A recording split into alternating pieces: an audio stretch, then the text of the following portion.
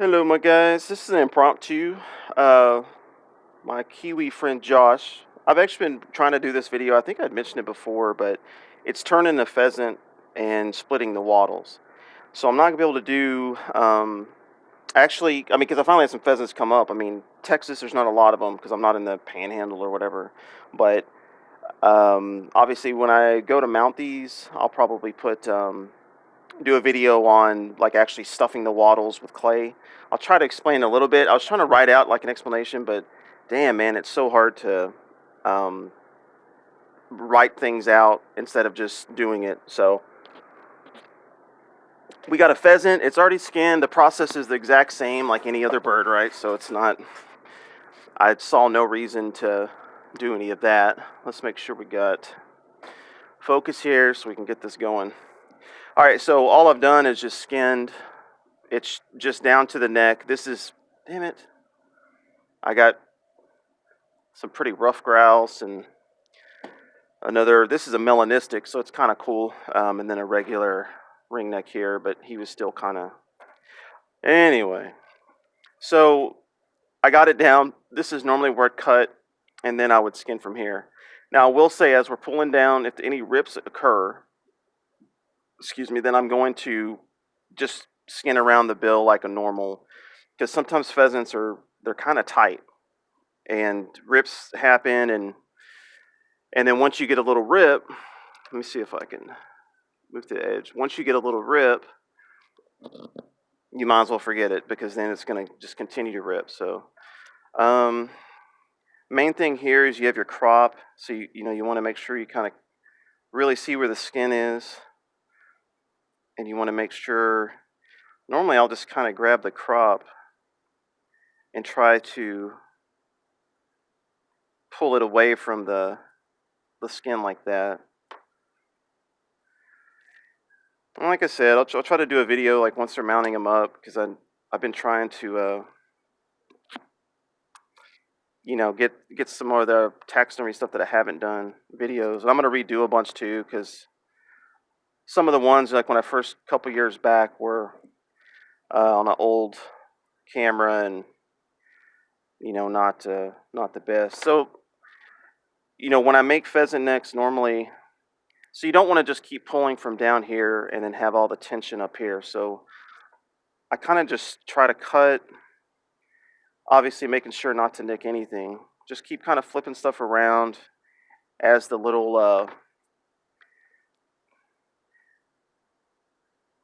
I'm trying to like might just do a little borax. Like I said, the first turn, because once you get it turned, and you get it skinned, then it's not really that big of a deal. So I'll kind of work it with my finger, because you're at the point where you can't really pull that much more, and there's nothing really to cut. So now what I'll do is I'll get a paper towel. This is an old one here, and I'll use that to kind of, so like I said, instead of pulling tug of war, I'm going to try to get around the head itself and get a grip, so that way the skin that I'm pulling is kind of a little bit more even that's getting pulled, and it's not just, so here I'm kind of pulling stuff back. I can kind of see a few areas that maybe I can get a cut in, get some of this film. And of course this one shot in the head apparently, so hopefully that doesn't cause a bullet holes don't always rip, thankfully. Oh, that one actually popped through, son of a bitch. All right, so anyway, so just grabbed it, kept working it, and then now it's popped. So now it's like, okay, so from this point on, obviously I'm going to have to re-invert it when I wash it.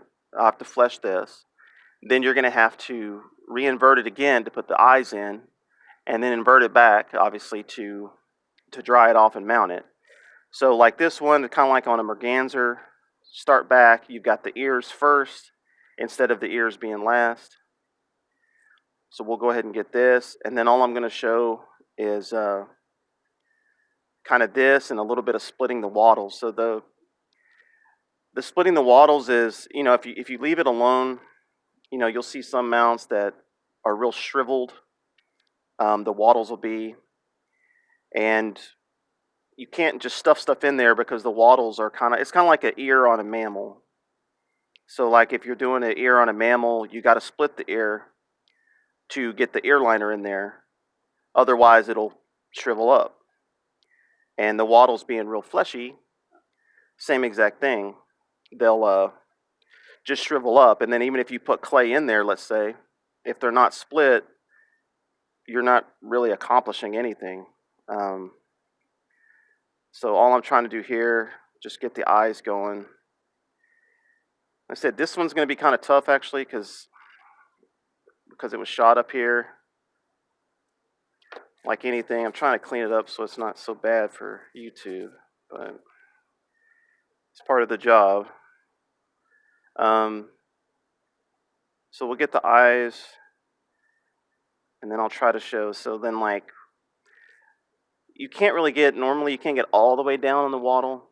You can get a pretty good little ways, but you can't really get maybe necessarily down to the tippy tip. But if you get most of it, then when you stuff that clay in there, like I said, I'll show it all. That's the whole purpose of doing this. We'll get the eyes. And I try to take my time. I mean, I'm trying to do this quick because of video and everything. But I'll leave it attached to the neck just so I have a little bit of leverage to pull.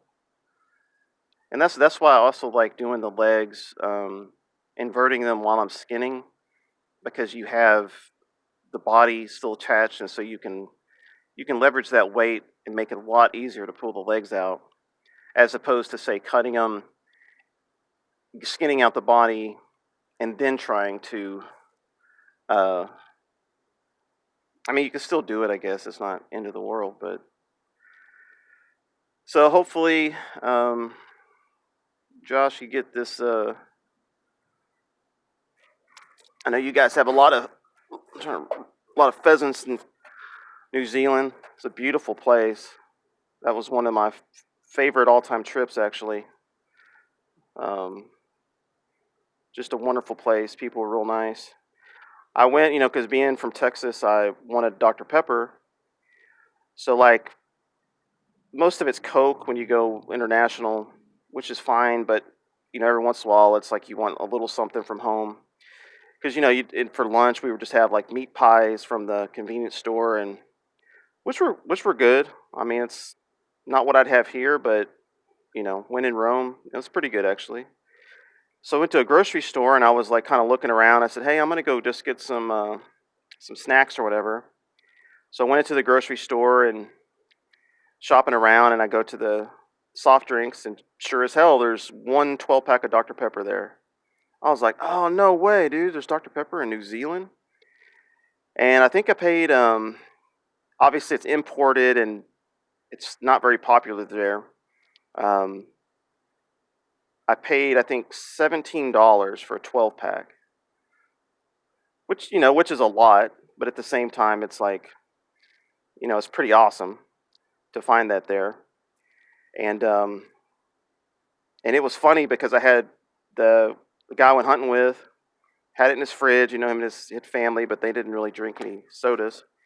And then I had a buddy go hunting with him like 2 years after that, and he still had the freaking 12-pack, like only the ones that I had drank, and I think they tried one and didn't like it. So, hell, that thing's probably still there. So I just cut the back of the neck and then go through, just kind of go through. I'm going to kind of cut some of this more once I get this cut out. And like I said, man, damn, I couldn't really tell it was shot from the outside when I was starting this whole thing. But so anyway, body, I'll put this away. Well, hold on a second.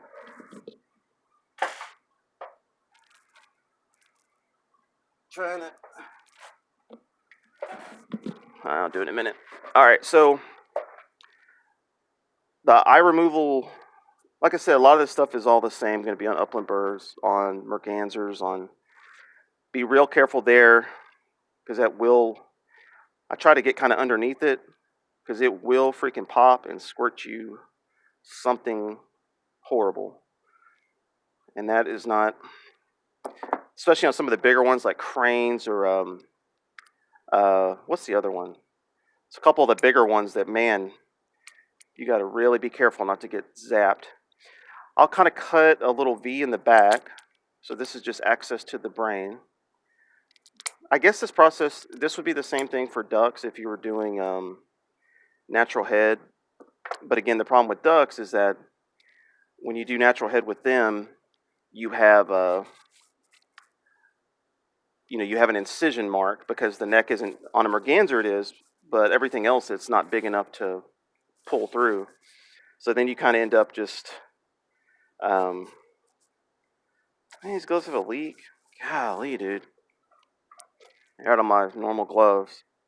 Alright, so... kind of in a complaining mood today. Alright, so you can kind of see here, I'll get a pretty sharp blade. So I'm just looking at the outline of the wattles. So if there's an area, you can kind of carefully trim a little bit to get... So I'm just trying to kind of create a little, area of tension, but there's a little dark area. And then I just keep a little borax, just trying to create some tension. But you can see the little line. And I'm just kind of brushing it up against there. And you can see the wattles start to separate. Like there. So then I come down. Obviously the lower part is kind of the big area. I don't use a super sharp blade for this, not a super dull either. Normally you'll cut, and what I was trying to explain when I was writing it out to Josh was that a lot of times you'll know you've gone a little too far when you start to see a little bit of the wattle. So I can see a little bit there, because the most problem you'll run into is, and keep in mind too, you can do this, when you invert it to, say you wash it, because you're not really doing anything as far as like fat or something that has to be removed. But you can do this also like when you're going to put the eyes in once it's clean. Same thing here. You can see, I hope it's showing up, but so this is just impromptu. But I'm just trying to have a little bit of tension, and then I'm just going in between. Obviously in person you should be able to see it. On some of them it's real pronounced. This one is not as pronounced as I would like it. I don't think the wattles were very big on this bird, which is why it's not...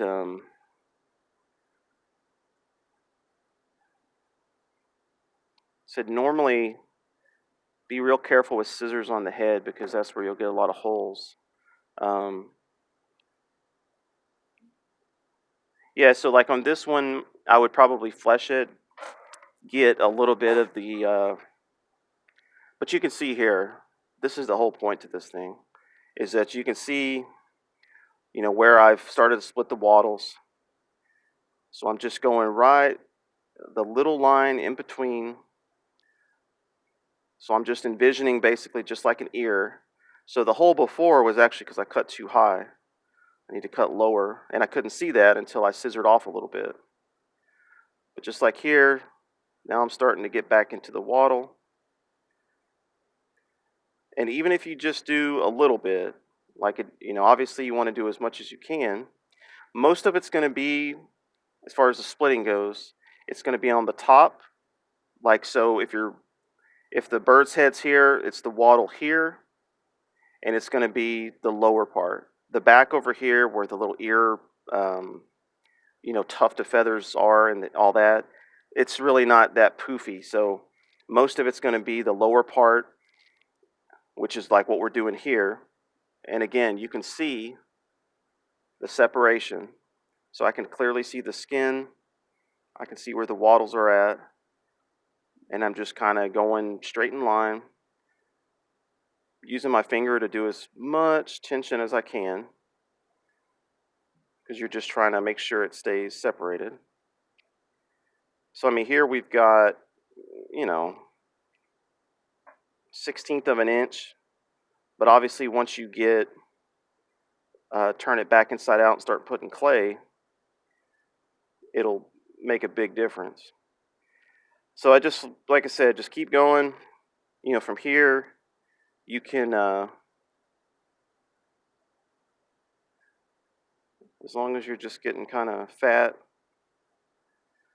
So I wanted to show it because I'm skinning it in this particular time, but keep in mind that you might want to do this after he's kind of fleshed and washed, and then when you invert it before you put the eyes, it's kind of dry because you just took them out of the tumbler or whatever, and then that's going to probably it's going to be a little easier to grab, and you can always just skin it back a little bit, and then any kind of anything you may need to scissor off, you can quickly do that. And you're going to be putting borax and everything before you turn it anyway, so it's not a matter of a cleanliness problem. So, but you can see here now we got the little chub coming around, kind of the same thing up here. You can see the top, but it's just really hard to get a good leverage point for the top part. So this is more like just trying to find any way to grab it. And like I said, it's like, yeah, you can go down a long ways. You want to just, I normally go until I start seeing some holes, and then it's like, ah.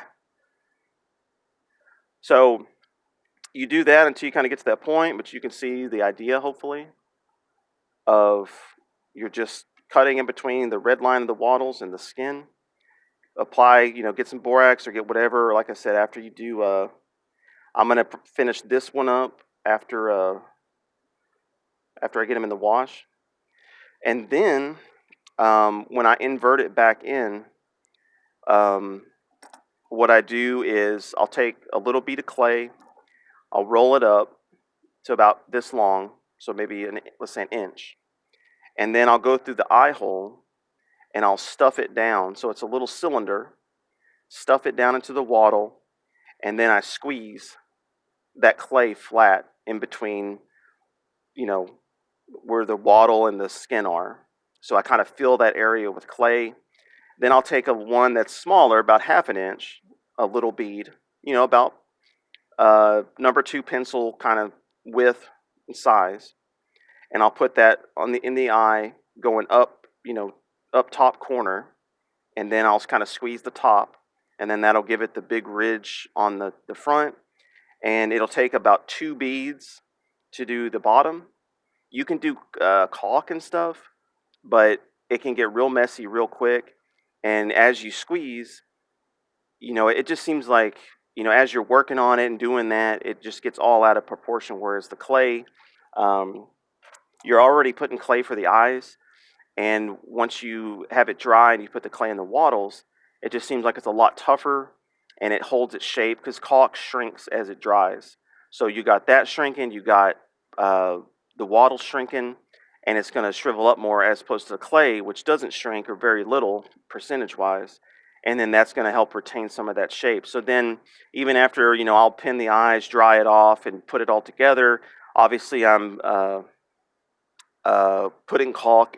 I'll show all this later, but anyway, I'll do a part with that, but I just wanted to show the skinning part of the wattles, and that's about it. And then from here I'm going to turn wings and stuff like that, but that was what I mentioned before when I talked about on a merganser I was working on. That's how it differs. And like I said, just be real careful on turning, because when you're pulling, don't just pull from down, because you're going to get a little rip, and then you're going to need a blowout, and now you've got to invert it, skin it like a regular duck head, and then now you've got a 3-inch long rip, and it's always going to be in the worst place. And it's at any sign of a tear beginning, you just got to back off. But that's why I kind of just work it with my hand as much as I can. Borax, paper towel, so I can get a nice even grip around it, and then just kind of keep patiently working it. So anyway, dudes, that's it. I got a lot more stuff to skin out. So that is splitting wattles. So thanks, guys.